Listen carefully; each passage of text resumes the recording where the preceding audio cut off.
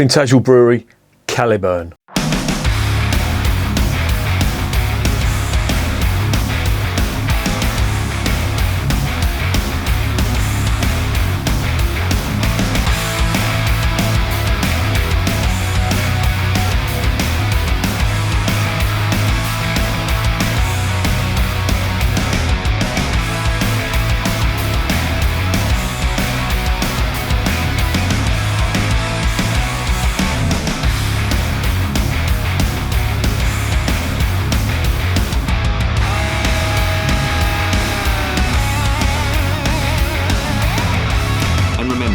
Life is too short to be drinking shitty beer. Welcome to another edition of Band, Bikes and Booze Reviews. And there is another one. And this time it's from the Tintagel Brewery. As you may know, there's a bit of a theme going on here. I've just recently come back from the West Country, from Cornwall and Devon, and I picked up some of the beers that were on offer there. I have to say, as I've said in all the videos, the beer from Cornwall doesn't really match up to the beer that I've had in Devon so far. This one is from the Tintagel Brewery, and obviously they're based in Tintagel. If you're not aware of where Tintagel is, it's based in Cornwall, in North Cornwall. Nearest sort of big sort of town would be Boscastle, but it's basically North Cornwall. Tintagel, of course, is famous for the legend of King Arthur. Now, if you're not aware of the legend of King Arthur, then what were you doing in your history lessons? But it's a bit of a contentious issue, because people in Wales and people in Cornwall believe that King Arthur did actually exist. It's been sort of put out there that it's legend. The trouble is, there's no real written documentation on King Arthur that is 100% trustworthy in terms of him actually existing, because King Arthur was around at the time of just after the Romans left Britain, or what was called Britain back then, and when the tribes, the Germanic tribes from Denmark and Germany invaded. So that would have been the Angles, the Saxons, and the Utes, I think they're called. They're from Jutland, which is in Denmark. But the legend of King Arthur, I mean, I'm sure you've heard of it. It's all about a knight and the round table, and you know that whole caper. But there's not a myth, but it's part of the folklore, I will say. When I use the term loosely, because I do respect people that do believe that he actually existed. It can't be proven that he didn't exist, but it can't be proved that he did. It's just the sheer lack of documentation from around that time that proves that he did. But it would be nice to think that he did, so as we've got another string to our bow. Now, in the UK, this is taught as legend, and the area around Tintagel is where he's supposedly came from or hailed from. If you go to Tintagel Castle, that's supposedly where he lived. There's a big statue up there as well, which was put later, at a later date. Me and the missus went up there on an absolutely miserable day. It was raining, and yeah, if you've got bad pins, bad hips, bad knees, don't go up there, because it really is an arduous fucking trek. And don't walk back either, because yeah, you'll be knackered. But if you go there, you can see that the tourism there is huge because of King Arthur. And there's a big link with the Knights Templar as well, who go there. And people come from all around the world to visit that. And I was talking to one of the curator of the museum, the King Arthur Museum, very nice fella. And he was saying that people come from all over the world, Argentina, Colombia, South America, you know, just following this legend of King Arthur, which I think is amazing. I think it's brilliant. It's a huge thing. It's a big tourist trap as well. They really are cashing in on it, and why not? You know, if it sells, then yeah, you can buy all sorts of knickknacks and all that. But the Tintagel Brewery, they do have an Arthurian theme going through there, and this is called Caliburn. Now, if you know your Arthurian history, you would probably think that the sword that was given to him by the Lady of the Lake was called Excalibur. Apparently, and this is new to me, I only found this out today. I always thought it was Excalibur, but apparently the original name was Caliburn, and the two terms are interchangeable. If you call it Excalibur, the sword, the actual sword I'm talking about now, The sword Excalibur was the one that was pulled from the stone, and the sword called Caliburn was the one that was given by the Lady of the Lake. You know, read into that what you will. Both terms are valid, both terms are accurate, but that's what they've named this after. And this does look like an interesting beer. They've got it down as a dark ale, which is chocolate infused and spicy, which does sound interesting. When I say chocolate infused, I'm hoping that they mean chocolate malt. Now, I did go to the Tintagel Brewery. I don't know whether you saw the shorts that were on the channel recently when I was down there. I did. There's no real tour there. You sort of go into they've got like a bar there. I wouldn't call it a tap room. It's more like a bar. But you can also just pop into the brewery. There's like a little door, and you just pop through, and you see some Cornish bod brewing beer. There's a couple of big tons in there, and he's pouring all the. Well, he's doing the mash at the moment when we went in there.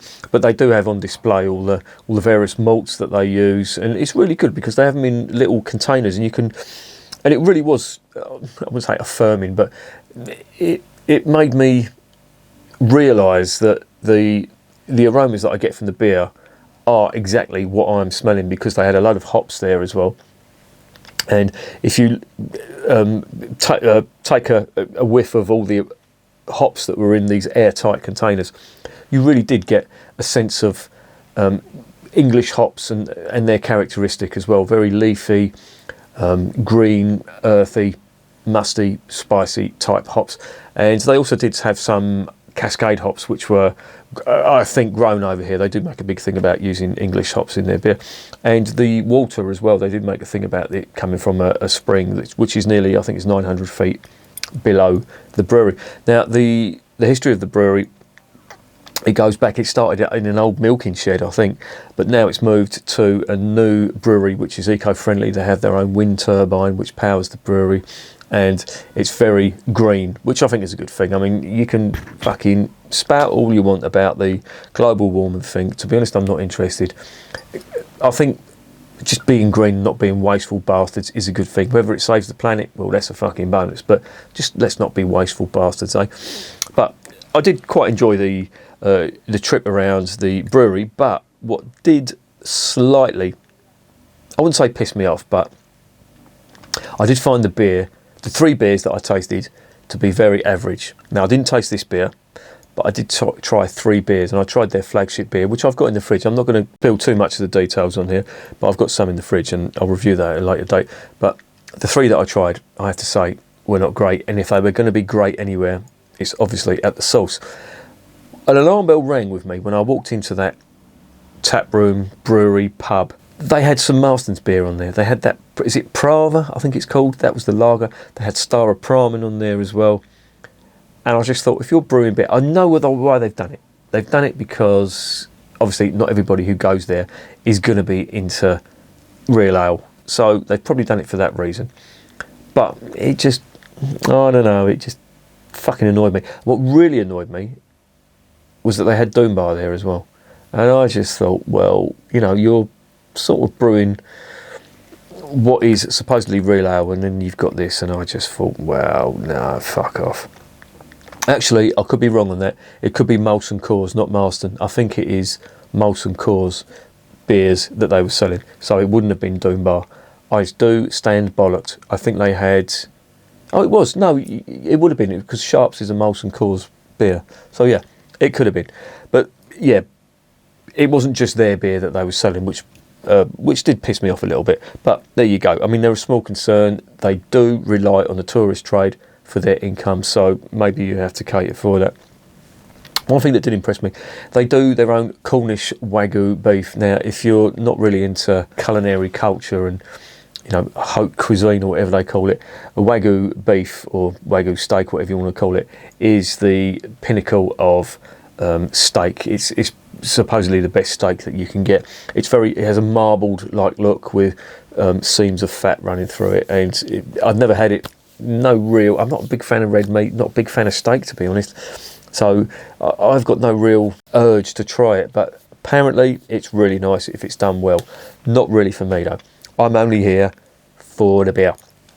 And just a little bit about the beer. They do, as I say, the ingredients, they use the Cornish spring water and all that, but one thing they do, and I will just explain this and then I'll get on to the next section, so don't don't fuck off. This is quite interesting if you're into beer. They use something called wet yeast. Now, I don't think they're the only ones that use wet yeast, but wet yeast is basically fresh yeast. And that'd be Percy. Come on in, Percy. Come on, mate, up you get. I've got a little fucking story. Get off, stop licking me, you little git. I've got a little story to tell you about Percy, what he did. He wasn't the Messiah, he was a very naughty boy yesterday. My missus had a load of Slim Fast, and he busted it open. It was chocolate Slim Fast, and he ate loads of it, which is dangerous for dogs, chocolate, but I don't think there's any real chocolate in that chocolate Slim Fast. But if dogs eat chocolate, it can be fatal for them. There is a little chemical in there that they can't digest, and it's poisonous to them. But Percy ate it, and he promptly came up here and threw the lot up on the carpet while I was in a meeting on a Zoom call, and yeah, just fucked off and left me with it, and it stunk. And soon after that, his farts could not only strip the wallpaper off the wall, they could strip the fucking plaster as well. It's the worst I have ever smelt. And you weren't too clever then, were you, mate? Hey, mister, you little git. Look, doing his half-hearted Hitler impression. And you might get out of it. But yeah, I'm going to put him down there. He weighs a ton. He's definitely not fucking taking that Slim Fast to heart. Go on, get down. Wet yeast. Okay, get back onto the original topic I was talking about. Wet yeast is... Oh, he wants to get out now. No, he doesn't. Just settle down here, mate. Go on. There you go. Perfect. Wet yeast is basically fresh yeast. Now, what do I mean by fresh yeast? Well, wet yeast and dry yeast. Wet yeast... Well, let me explain what dry yeast is. And a lot of brewers use dry yeast because it keeps better, basically. So it's basically desiccated. So what does that mean? They've taken the moisture out of it. So does that kill the yeast? No, but the yeast lay dormant until you add water. And then, of course, the sugar from the malt, they'll spring into life, do what they do. They'll piss, puke, alcohol, and they'll fart carbon dioxide, which is where you get your carbonation from. Sounds disgusting, but we all drink it, so don't fucking bitch and moan. Fresh yeast, or wet yeast as it's called, is basically harder to keep because the yeast is live and it's basically a living organism. It's not dormant like the dry yeast is. It's harder to keep. It's very, I wouldn't say volatile, but you can kill off the yeast quite easily if the conditions aren't right. So the rumour is, and bakers use this wet yeast quite a lot in their baking, but the rumour is that this gives it a better flavour. Whether that's true or not, I don't know, but I would imagine it does, because obviously it must take something out of the yeast if you're taking all the moisture out and they're lying dormant. I would assume. I have no evidence to back it up, but I really should do some research on that. But that's what they make a big claim about. So that's wet yeast and that's dry yeast. But there you go. Let's get it open. Let's see what's going on.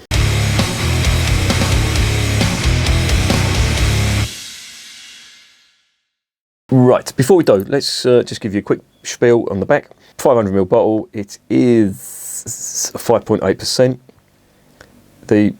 Well, this is out of date because it says best before 23rd of the 6th. It is now, that was obviously 23rd of June. Okay. This is now August. Will it mean that the beer is bad? I don't know. Let's find out in the next section. It's a 500ml bottle, it is 5.8%. It says Caliburn, a warm chocolate spiced strong dark ale at 5.8%. It's popular relaxing choice for Cornish real ale fans. Ingredients: spring water, malted barley, rye, hops and yeast. This product contains gluten, allergens in bold. Tintagel Brewery is an environmentally friendly brewery situated 850 feet above the sea at Treblewyth Strand. Brewing originally began in an old converted milking parlour on the farm. Now a range of classic real ales have been developed to suit every taste using a variety of hops and malts. All our ales are brewed with our own pure spring water and powered from our wind turbines. There you go. There's the label. I do like that label. It's quite stealthy, black with a big sword in it. Very metally. Right, let's get it open and let's see what the fuck this is all about.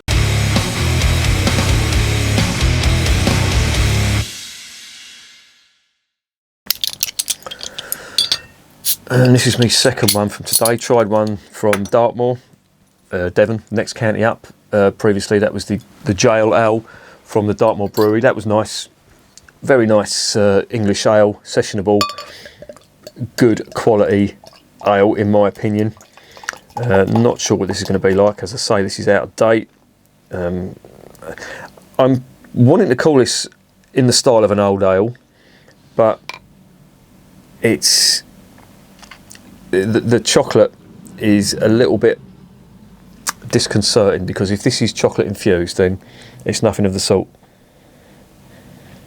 And again, this is what I was getting from the other Tintagel ales. There is not much aroma in that at all, which is a real shame. But it doesn't necessarily mean that no aroma doesn't necessarily mean no flavour. So I'm going to reserve judgment. God, it really does not smell of much at all. But it's just barely discernible malt. And if it's going to be anything, it's kind of a toffee malt, but it really doesn't smell of anything. Fucking hell. Jesus. Have they gone to the Marston's School of Aroma on their beers? Well, there it is in the glass. It does look good.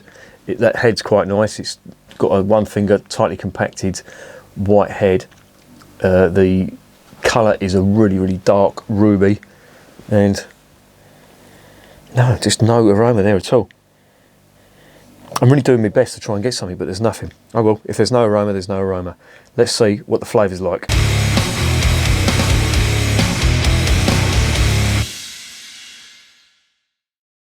You good elf.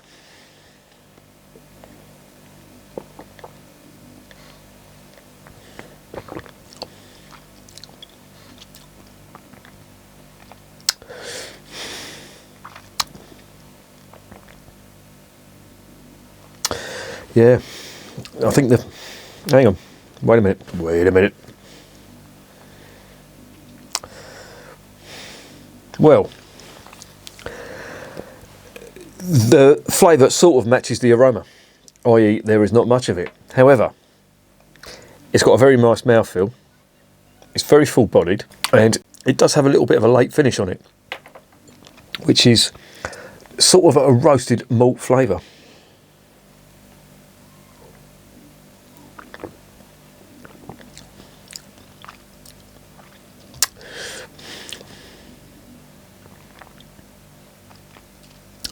This is really strange because it's so full-bodied. You think, oh wow, you get it on the palate. There's nothing really there, but I'm sort of thinking, oh, any minute now there's just going to be an explosion of flavour, and it just isn't. And I don't know how they've done that. And what I will say, there is a vague roasted malt finish on that, but it's very, very insipid, like everything with this. Hang on, wait a minute. There's a little bit more of aroma on it now, but again, it not much.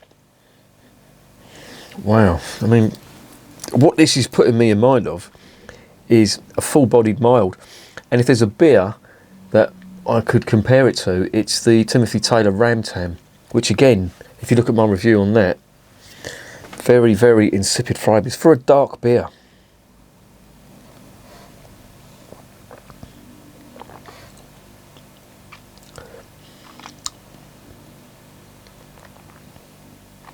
Flavours just aren't big on this at all. Not at all. And you'd think at 5.8% they'd be chucking loads of malt. Well, there is some pale malt in that.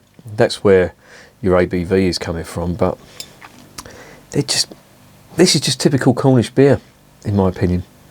Just lacks big flavour.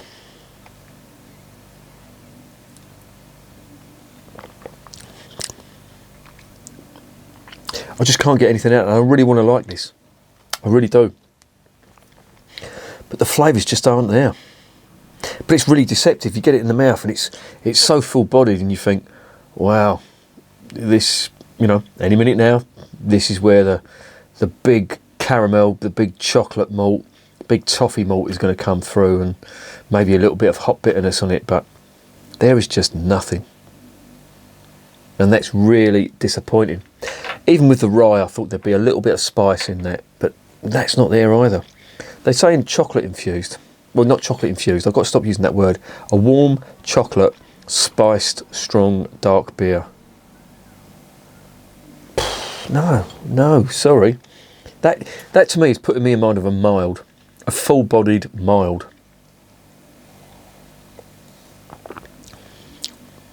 And that is cellar temperature. That is the temperature I would expect it to be. But it just doesn't do anything for me. And I think it's in keeping with all their beers, because the ones that I tried at the brewery were very much the same. And this is a bit of a disappointment. Oh, Jesus. I think maybe it's me, but it can't be, because I've just tried the Dartmoor Jail Ale, and that was nice rounded flavours, lots of caramel malt, very nice. I tried the bitter from the Black Tor Brewery, who are, I think, about the same size as the Tintagel Brewery, but they brewed a bitter that was quite nice. It was just lacking a little bit of hop character, but this is just, I don't know, it just really doesn't do much.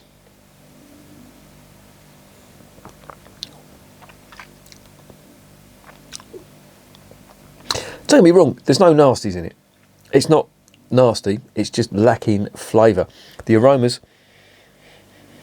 again, they're coming through a little bit more now, but I really have to,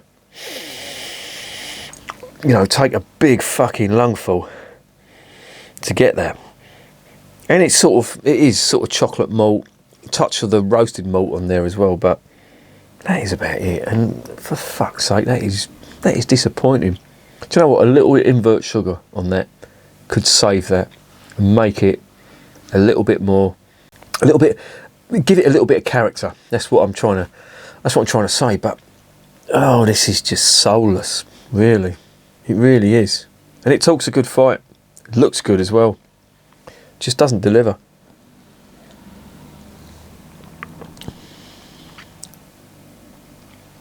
It has got the vaguest hints of toffee and chocolate malt. And when I say vague, I do mean vague. And that is about it. The spice they're talking about, that's non-existent.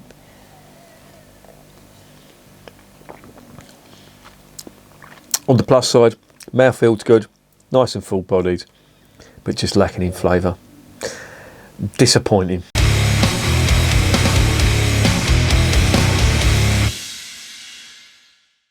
So, what is the verdict on Caliburn from Tintagel Brewery? Yeah, disappointing. I thought this was going to be really good. I thought, because it was talking a good fight on the side, it said a warm chocolate spiced strong dark ale at 5.8%. To me, that says old ale all day long. And if anything, it's like a full-bodied mild, which isn't the worst thing in the world, but it's not as described. And they talk about this as being a beer for relaxing with. I don't think so. And they say it's a popular choice for Cornish Real Ale fans. If Cornish Real Ale, if the signature, that's Percy snoring, by the way. Can you hear him? Fucking hell, Percy, what are you doing, you twat?